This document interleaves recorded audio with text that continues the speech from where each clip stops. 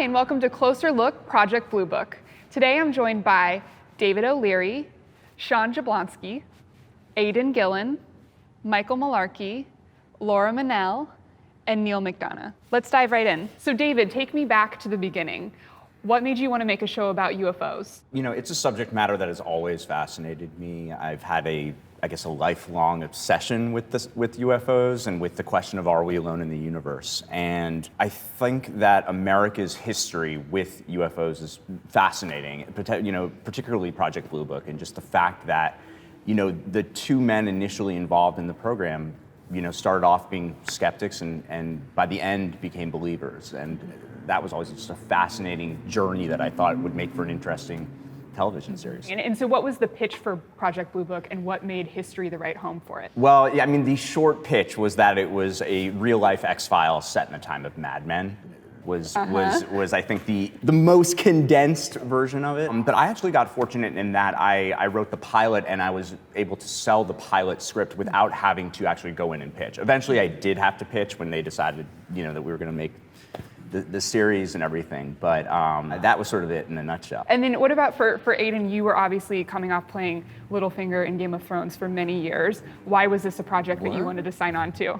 When you finish playing one character, I was about to say something really airy-fairy about taking off the cloak. Yeah. Guys, the mask. Which I literally did, Yeah. and I do enjoy taking off the cloak and the just throwing it on the floor and forgetting about that for the rest of my life. I really do like finishing things as much as I like starting them, and I'd played a villainous role, and I'd played a few other villains along the way, and I had this conscious, made this conscious decision a while back to just try and find some warmer, lighter characters to play, and it wasn't like this is the first one, but for something to be seen as widely as this has been seen, and this is seen in far more places than I even imagined it was, like 160 countries or something.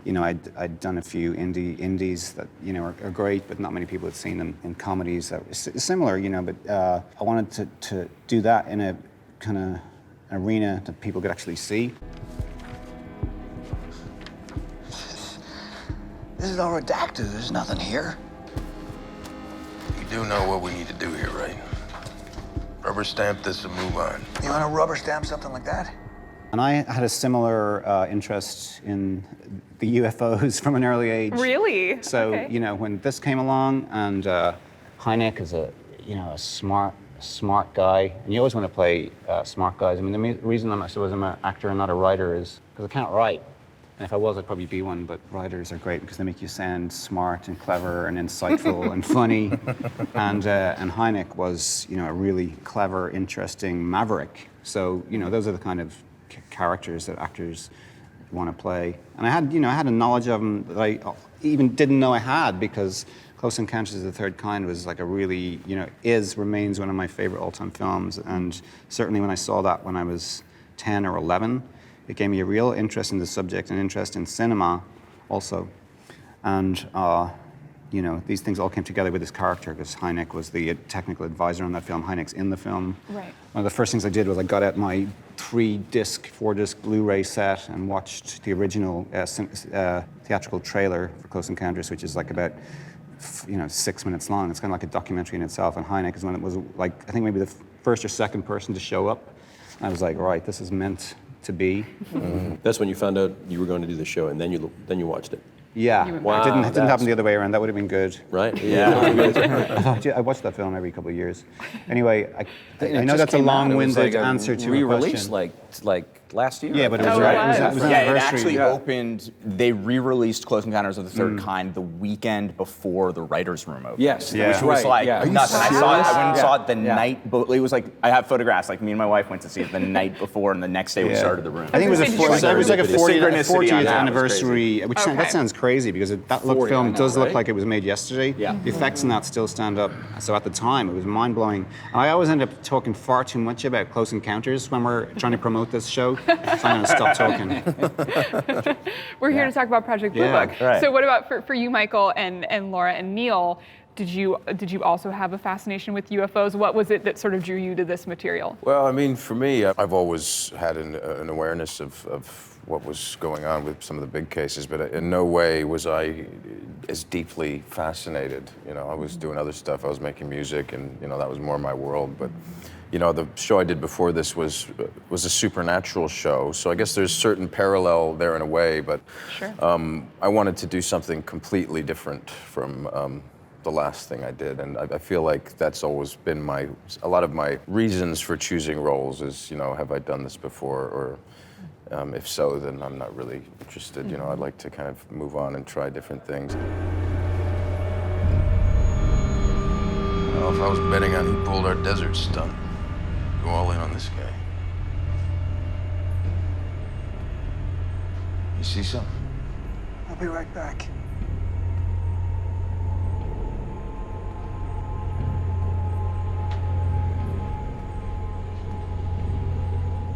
There was more than one crash site. This was just so masterfully constructed, and the character was a lot more than I thought was on the page initially, and he's got this really deeply ingrained, wounded side to him that's a lot of part of his engine, you know. And I just felt like it was a really complicated and interesting character to play, and I just adore this team, and it's really... I just have to share this too, that the first time we met, I think all of us met Michael for the first time was over Skype. Yes. Because he says, you know, he's also a musician. It was backstage. Yep. I think it was you were in Paris? I don't know, one city In somewhere. Paris, backstage, getting ready to go on stage That's to right. play a set, Skyping with us for the very first time to talk about the character The only in the time show. we could do it with the time Yeah. difference. With the time difference, Yeah. and then I think we got about 20 minutes in, and then he gets like, so you clearly somebody talking on camera. He's like, huh?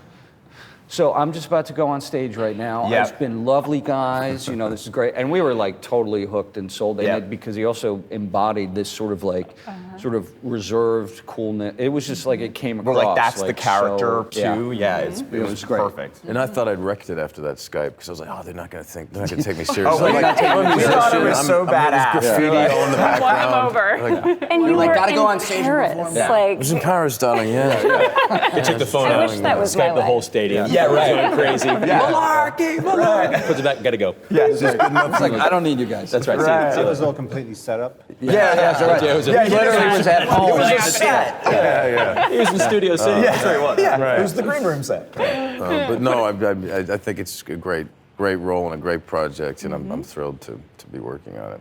What about you, Laura? well, I think initially, I mean, it's such an exciting project because it is really about one of the biggest mysteries of all time. I mean, is there intelligent life out there other than ourselves? And I think our show has a really compelling argument for yes. But it's also entertaining. And I also loved the female aspect of it, being a woman in the 1950s. It was a bit of a different time when women had to fit a certain mold. And Mimi goes through a nice arc. She was a little, stuck in her sort of rut of domesticity at the beginning, and little by little, she starts to become a stronger and ballsier Mimi this season, and is really getting out there in the world and becoming more of a woman ahead of her time. Evan, I'm sorry. I lied about who I was because I was worried I wouldn't be accepted into the group. When Caroline told me who you were, I thought you were working with the FBI. They try to infiltrate our groups, not just ours, across the whole country. But what does the FBI want with civilian UFO groups? They think we're dangerous. Well, that's silly. We are dangerous. That must be fun to play. I'm Oh my sure. God, it's amazing. So thank you to these guys. It's been great, and also working with these wonderful guys too. So. What about Neil for you? I think Aidan kind of hit on it. And growing up in the 70s, there were so many great shows about, there was Star Trek, then there was Star Wars, there was Close Encounters. There were so many great shows thinking about what else could be out there, what's going on out there. So I've always been fascinated with science fiction. I also love military characters. My dad was in the Army, so I've always gravitated towards them, from Band of Brothers and Flags of Our Fathers and different stuff. But talking to the guys about this character, I said, is he a good guy or is he a bad guy? They said, we don't know. What does that mean? Well, he has an agenda for the government. He could be good at times, could be bad, it could be all kinds of stuff, but it's a great character that we have in the show, and they hooked me with that. An unknown threat buzzes the White House. Hundreds of people witness it, and yet we're the ones to put it to bed. How? because we officially investigated it. I want Project Blue Book to formally close the Roswell incident. For me, I gravitate towards characters. You know, whether it's science fiction, whether it's a cop drama, whether it's a musical, whatever the case is, it's the characters and the words on the page. But these guys sold me on, you know, the character, and I'm so fortunate that I'm part of it because I get to delve into a really fascinating guy, and it's been quite a blessing.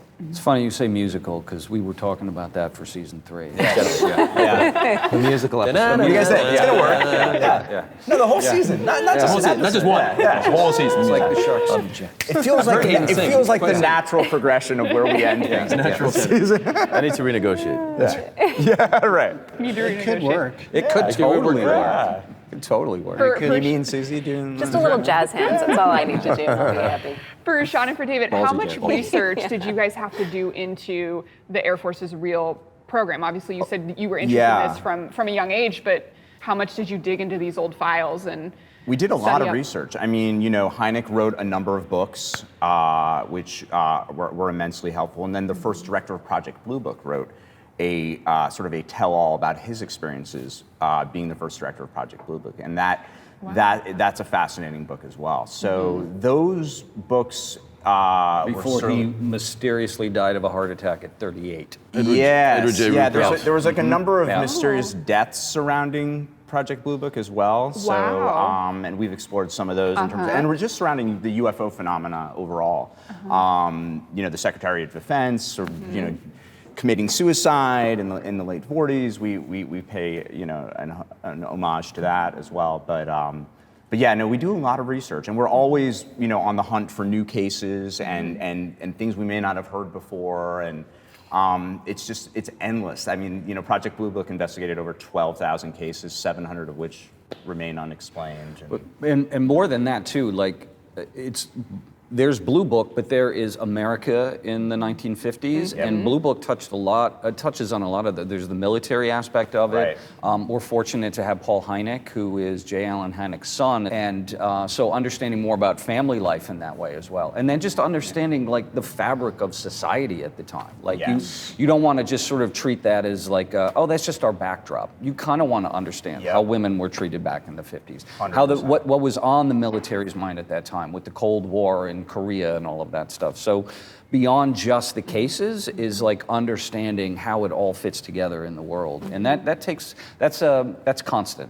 You know, that's It's a the whole constant thing with search. the, you know, showing the infrastructure of how the whole control the narrative concept is, and fake news and all of that. And I feel like it's really timely and relevant in that aspect. You know, we're getting to see a time when that was, you know, a huge deal to deal with panic and hysteria. And I think now more than ever, we're realizing just how fragile the media is in a way. And this is almost some of the beginnings of that, which is quite fascinating. The original fake news, as we like to Right. say. Yeah. Yeah, I was going to say, in watching it myself, you know, it takes place in the 50s, obviously, but it does feel so relevant today. And I was thinking, why are these themes still resonating so much? So it's interesting that you. There's so many different sort of, you know, in some cases unfortunate theme, you know, like fear of Cold War, fear of nuclear invasion. Yep. Russia's a very big, women's rights still an issue. You know, the mystery of UFOs, of course, persists, and then everything that Michael touched on in terms of the media and trusting your government, and you know, so because There's in between season 2 and 3, there's a change of power in the White House as well, and that has, you know, that's on people's minds, you know, in Blue Book and the military. So yeah, it's very it's nice, it's relevant. And Aidan, you're playing a character based on a real life astronomer, J. Allen Hynek. How much research did you do? As much as I could in the time. I think that's what you do. You know, you've got like, you might have a year, you might have a week, and it's an ongoing thing. So there's playing a real character and one who has a high profile and a media profile, and who's written books and who's done TV interviews. You know, there's plenty of stuff there. So in that way, it was easy. There's a lot of stuff that I would have loved to have got my hands on that's not available.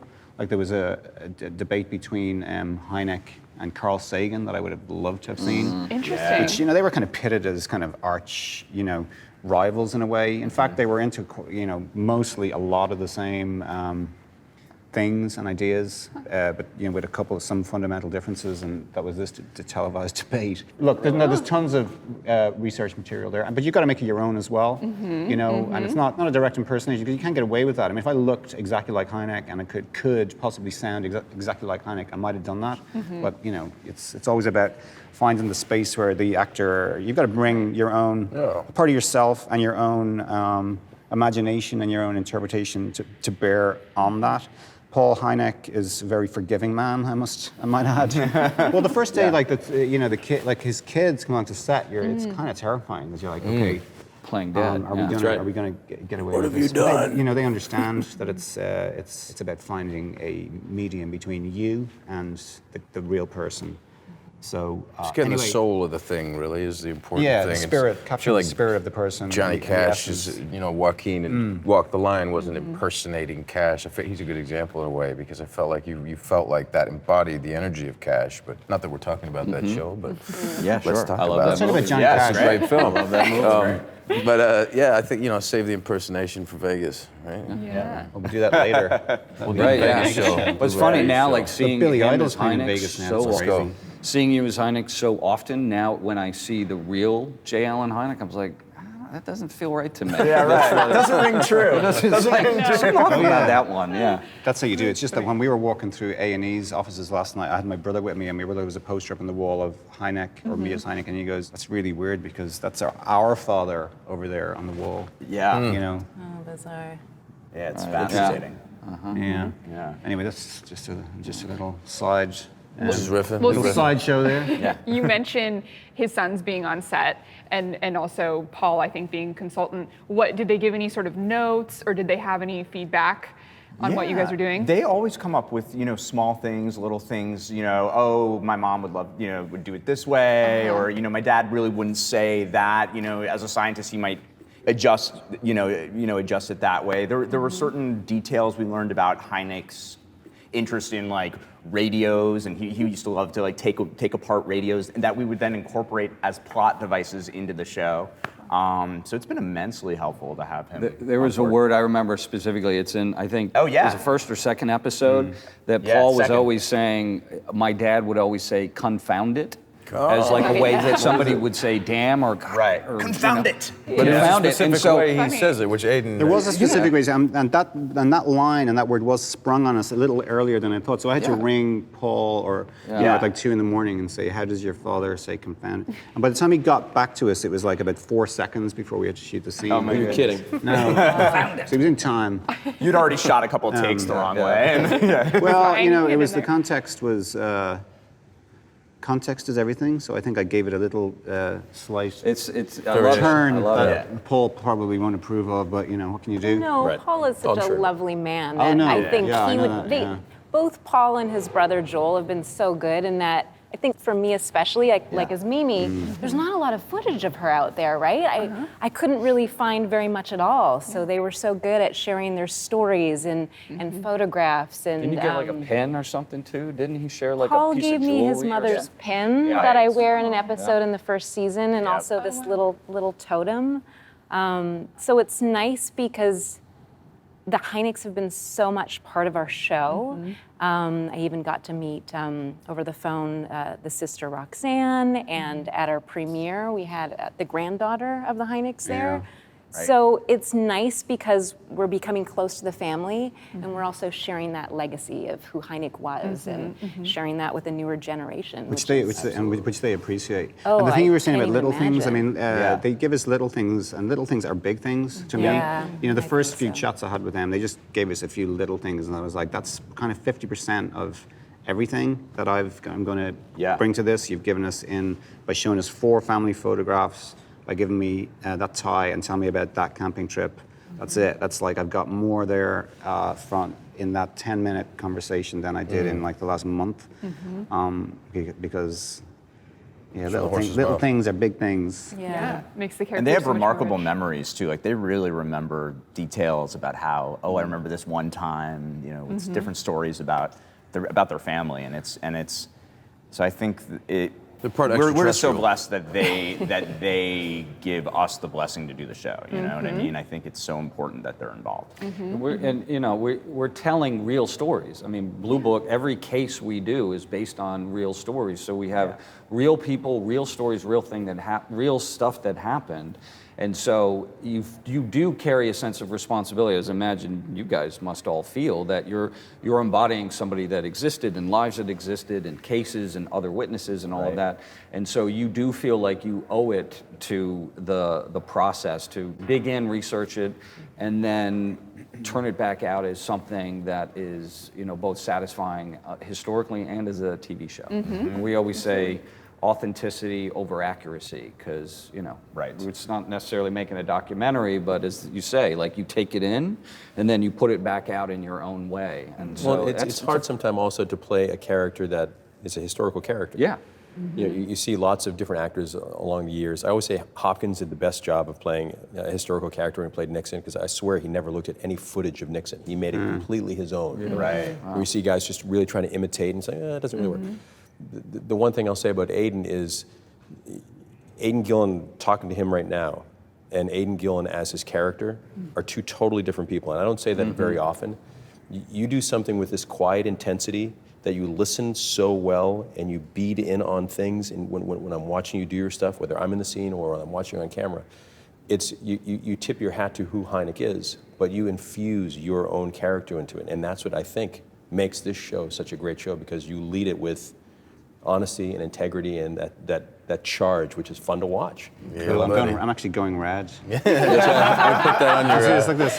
But it's true. Rising. Am I right? It's 100%. It's totally true. He's not trying to play Hynek. He's trying to play this guy within the confines of our show. I'll say that everybody's like that, because we all know each other fairly well outside of the work environment. And so when we all talk outside, I'm always struck by, like, if you go to set, or like I noticed it last time with Michael on set, like, I saw each other like previously before, and then he showed up on set, and it was like I could feel like a shift in energy. I was like, oh wow, like how do you locate that? I mean, it's just like you can really feel it. Like good writing. But I mean, I think that's part of they all come with, you guys all come with this thing where, like, when I see you in character and in costume, and it's like a whole other energy. And it's a little like it's just throws me it's a every crazy time. talent that only great actors have. Like, But we don't, like another Sean thing- is Sean, David is But history doesn't. You do a lot of shows. We've all done a bunch of shows, and a lot of shows is always network executives always on set and trying to put theirs. You guys were all kind of left alone to create something really kind of organic and fun. And that's the difference between a lot of other shows that we've been on and what history's done. They're like, all right, boys, here's your show, make it great. And people do work really hard on this. People are really prepared. Nowadays schedules, and we do try. We've got the big stories that have a lot of different locations and effects and stuff like that. And we don't have a lot of time to do it, but we do it. And you got to, which means you've got to come in, know your stuff, and do it in one or two takes. And I've worked on things where people don't show up in time and don't know their stuff, and it happens quite a lot. And it doesn't happen here. And I feel very lucky for it to be Michael, because it's he's rock solid. Not just a great actor, but a really good acting partner. And we do each other. We can help each other out. Some days when you need the other person to can you just take this, and you just like take some of my workload on this one. And we do. For Michael and Neal, your characters are also loosely based, as I understand it, on real life people. Did you guys do research into them? What did you learn about? Yeah, well, my character was based on General Twining. And the one thing that really hit me was I looked at his funeral. And the amount of people that showed up to Twining's funeral was shockingly massive. So right from there, I said, okay, well, this guy's not going to be really a truly villainous character, because I've played so many really cool villains on television and films.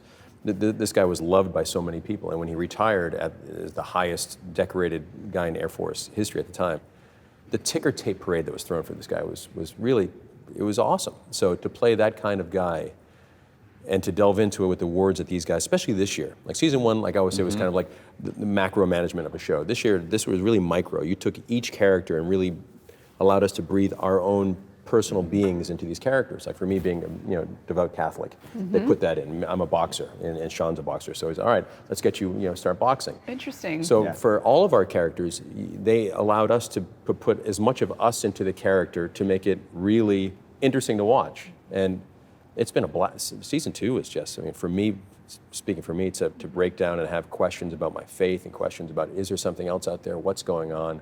What did I do in 1947? How I feel so badly about what I did. Can I get over it? And then there's Valentine as, this year has become really like my fatherly figure, saying, we can do this, stay the course, we can get through this. I'm like, okay, yeah, we'll stay the course, while tears are rolling down my face. Right. It was great for me to play that on television, especially with this cast and these words. It's, you know, thank you, history. I think all the characters really are pushed to those types of limits, gravitas, you know, this season, even more than last season. And I think it's great. I mean, my character was based loosely on Edward J. Ruppelt, who was the person who wrote the book David was talking about, first had a Blue Book, but I think kind of in a conglomerate of several other people who were running it at the time. So maybe still have a few seasons left because he died at a certain point. But yeah, I obviously read that book, which is a giant tome, just the relevant stuff, and obviously did as much research I could on the phenomenon. I tried to steer clear of too much modern stuff because it wouldn't have been as available at the time, which is always hard to do. You know, I've played another historical person before, a couple of them, Tennessee Williams, Elvis Presley, and when I was played Elvis, I was playing Elvis 56. So it's very hard to really get an insight into a certain era of a character's life and just play that. But for Ruppelt, obviously, it was there's limited information, you know, as well. I couldn't get a hold of any interviews or anything. But I just, for me, wanted to play the Air Force man and really get into the mindset of what it's like to serve your country and the responsibility of that. And the cool thing about Quinn this season is that he really starts to see the illusion of it starting to disappear and realizing, wow, I'm actually being used, and am I okay with this? You know, he's kind of waking up in a way, and we see that whole journey through. I don't know if it's seen on screen or not, but at least that's what was going on in my head the entire time, is this breakdown of what's real and questioning that. And it does come to a head in the final episode especially, which you guys are in for a treat with that. It's going to be killer. And then I'm curious because you guys, of course, have based this on real events, but you also dramatize it a little bit as well. Right. So how do you strike, and Sean, you talked about this a little bit earlier, but how do you strike that balance when you're, you know, mapping out these storylines? Yeah, I mean, we also come in with a certain agenda of where we want to take the characters and what's going on. You know, we try to serialize as much of the show as we can and then figure out, okay, where are they emotionally as we draw from a particular case, you know. You know, and sometimes the challenge becomes that, you know, we have to figure out, okay, what are the most interesting aspects of this particular case this week, or how do we want to utilize the witness that experienced this towards something that we're trying to reflect in our main characters and things of that nature. You know, so it's always about, I think, dialing down, getting to the core of what's the most interesting part of the case and what's moving our characters forward in the way that, you know, is hopefully compelling for the viewers. And the other thing too is, like, you know, you can't ever say like, oh, it's aliens, right? Yeah. You do that, it all of a sudden becomes a very different show because now your characters are like, oh, they do exist. And we get asked that sometimes if we do, you know, like Alien Con, and people come up to you and they go, do they exist? What do you know that we don't? Right. And so always having to take the aspect of those cases and go, okay, there always has to be an earthly explanation. Yep. You do want to you want to delve into the facts of that case, and what's the story behind the person who saw whatever happened? Because it can't just be the Law and Order episode of like, I was here at this time and I looked up and I saw that and I went away, and it's like, okay, thank you very much. Yeah. You have to sort of build it in, and then you want that to mirror what's going on with the characters. And then it just takes a life of its own. I think that's the process, right? I don't know that there's one direct way that we say how we figure it out. It tells you, you know, it reveals itself at a certain point. And then you just, you know, and then when you add in what you have actor-wise, what they bring to it, and then this year I think we've had more quiet moments with people, more moments where we're a little off the case, so they can explore what's going on with themselves. It's like, it's becoming this wonderful dance. And even when we get into cases, I think we found some cool ways to come at them in, you know, sideways or in a whole new direction. It's not just like the phone rings, somebody saw something strange, let's go out and investigate. It's, you know, it sort of hopefully feels organic as we go through it. We're like finding cases and we're coming into cases in interesting ways. Right. So and that's part of the fun too. And you guys structured the first season so that each episode was sort of its own, you know, UFO sighting or Right. Yeah, there's a case of the week aspect to the show Yes. for sure, even though it's very serialized in terms of Right. the character dynamics and the storytelling that we're doing. Second season was, how we approached it was, and I think we've all talked about this, was before, the mystery was up in the sky. And this year it's about going back to find out where it began on the ground. And that starts in Roswell for us. Yep. And so really, if it was about trying to understand what was up there, now this second season is about trying to understand where the conspiracy to sort of cover up what was known and is known about going on in the sky takes place. That's right. And I so think Sean would say, like, the conspiracy is the case. The conspiracy right? is the And case. For the That's season, good, yeah. You know what I mean? And so each case kind of builds on that. You get more of a piece of what's going on while these incredible events are happening all at the same time. And also, it's quite eclectic, I think, the way each episode unfolds. I mean, it's a colorful season. Not that last season wasn't, but I feel like we just have these rich backdrops going on. We have the desert, we have the deep woods, we've got the vast open water with Battleship and everything. I just feel like each episode is its own individual film with its own feel and its own stuff going on, and I think it's just a visual treat as well as a dynamic, nuanced character study as well for everybody. So I feel like I'm having a little special. bit more fun as well. Definitely. Yeah. I don't know. If that was season a- one was a drag. If that was Because we got the season two. No, well, let me tell you. Pressure's off. Let's go Okay. enjoy this a little more. But No, I feels did good have to hear, I 'cause- totally did Yeah. have a mandate to, just We try made a and pact. try and at least look like in the middle of all this there is some lightness or some fun to be had, which Yeah. there is, because it's fact-based, history-based, science-based, but it's also entertainment. And you want to see people having a good time. Sometime and having Yes. even if that isn't in just the satisfaction of solving something or finding the answer to a question, I'm very old school. You know what I mean? Like one of my favorite TV shows was The Hardy Boys. Oh, yeah. And especially when Nancy Drew came on board as well.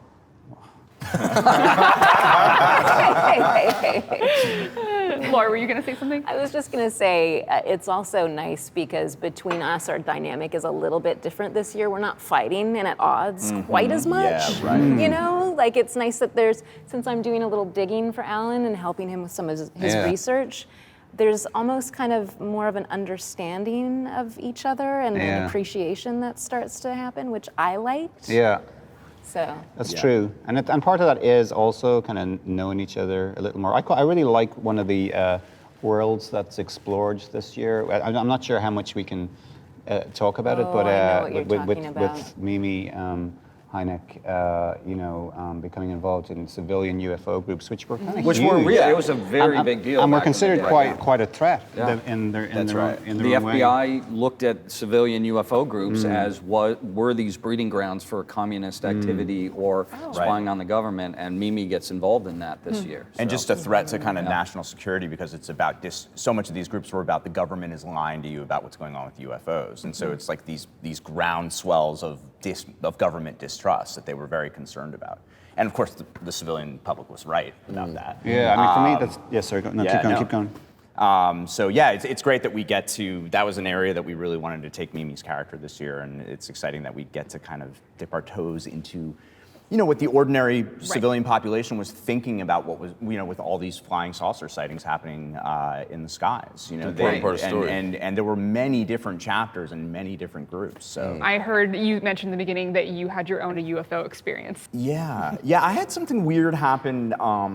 It was after I had sold Project Blue Book, and listen, maybe it was just because UFOs were always on my mind, but maybe particularly on my mind. I was walking home a couple blocks away from my home. I was on the phone with a friend at the time, and I saw what looked like a teardrop-shaped green self-luminescent ball of light kind of emerge out of the trees. And I actually didn't I know. I was on many drugs at the time. And I was on the phone with a friend, and in my mind's eye, it sort of started to move towards me, and I'll be completely honest, I panicked, and I ran underneath it. It was completely silent, and then it just kind of flickered and continued to move on. It was the strangest thing I've Strangest seen, looking. and I mean, this is true. Like, even now, like when I like take out the garbage at night, I'm a little like. Every time he sees that street lamp. Yeah.